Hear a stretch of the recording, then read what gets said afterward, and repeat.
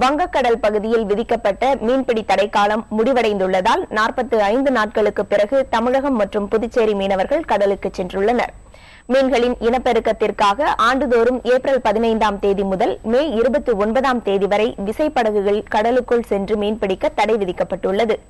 இந்த தடைக்காலம் நேற்றுடன் நிறைவடைந்த நிலையில் இன்று அதிகாலை முதல் மீனவர்கள் மீன்பிடிப்பதற்காக கடலுக்கு சென்றுள்ளனர். எல்லை தாண்டி மீன்பிடிக்க கூடாது என மீனவர்கள் ஏற்கனவே எச்சரித்துள்ளனர். இதனிடையே வங்கக்கடலின் வடமேற்கு திசையில் சுமார் 1000 கிலோமீட்டர் தொலைவில் உருவான குறைந்த காற்றழுத்த தாழ்வு நிலை புயலாக மாற வாய்ப்புள்ளதாக தெரிவிக்கப்பட்டுள்ளது.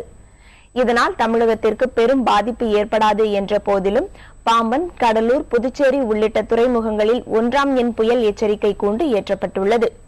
இதனையடுத்து அப்பகுதி மீனவர்கள் ஆழ்கடலுக்கு செல்ல வேண்டாம் என அதிகாரிகள் அறிவுறுத்தியுள்ளனர்.